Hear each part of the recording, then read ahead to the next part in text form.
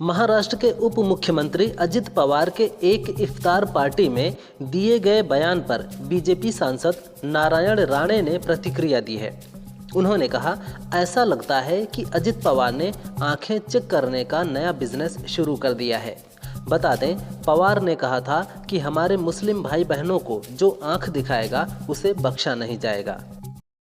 सपा सांसद रामजी लाल सुमन द्वारा राणा सांगा पर दिए गए बयान पर राजस्थान के सीएम भजन लाल ने कहा, मेवाड़ के महान योद्धा राणा सांगा के बारे में सपा सांसद का बयान देशवासियों को आहत करता है। महान योद्धा ने मुगलों से युद्ध में अपने शरीर पर 80 घाव झेले। उनको गद्दार कहना विपक्षी नेताओं की घटिया मानसिकता को दर्शाता है। सपा अध्यक्ष अखिलेश यादव को माफ़ी मांगनी चाहिए और सांसद पर कार्रवाई करनी चाहिए।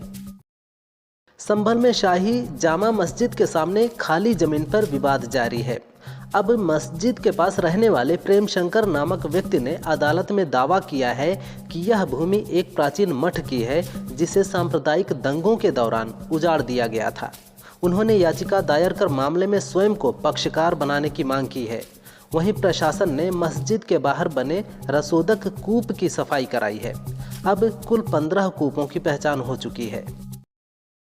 सपा सांसद रामजी लाल सुमन द्वारा राणा सांगा पर दिए गए बयान पर राजस्थान की डिप्टी सीएम दिया कुमारी ने कहा, वीर शिरोमणि महाराणा सांगा जिनके शौर्य की गाथा राजस्थान की मिट्टी के कण कण से सुनाई देती है, उनकी वीरता की कहानी सुनकर बच्चे बड़े हुए हैं।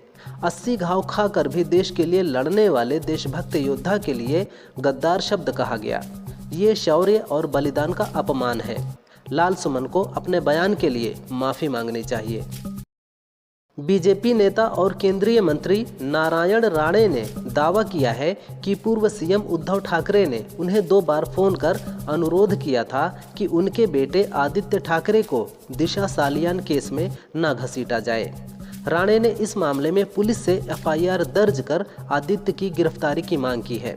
बता दें, दिशा के पिता ने इस केस को लेकर हाईकोर्ट में याचिका दायर की है। इस पर 2 अप्रैल को सुनवाई होगी।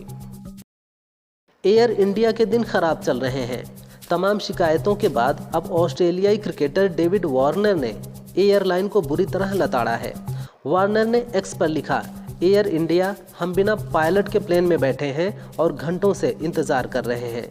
आप यात्रियों को क्यों बोर्ड कराते हैं जब आपको पता है कि पायलट ही नहीं है।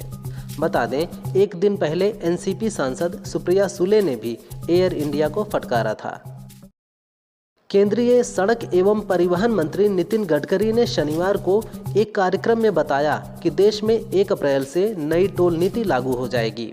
उन्होंने कहा, नई नीति से लोग संतुष्ट होंगे और टोल को लेकर कोई सवाल नहीं उठेगा। गडकरी ने बताया कि फिलहाल संसद सत्र चल रहा है, इसलिए अधिक जानकारी नहीं दी जा सकती।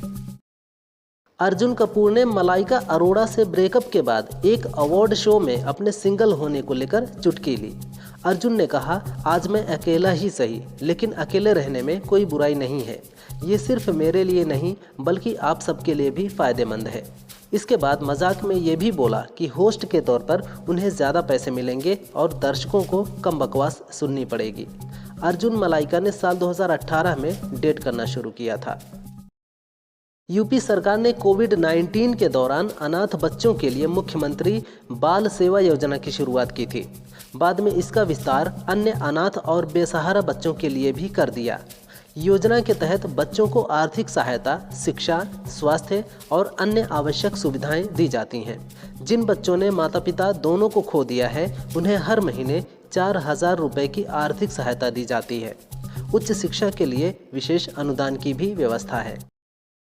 केंद्रीय मंत्री नितिन गडकरी ने शनिवार को एक कार्यक्रम को संबोधित करते हुए कहा कि लोग जातिवादी नहीं होते, बल्कि नेता अपने स्वार्थ के लिए जातिवादी हो जाते हैं।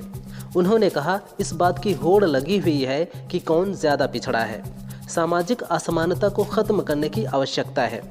जातिगत भेदभाव खत्म होना चाहिए और इसकी प्रक्रिया स्वयं से शुरू होनी चाहिए।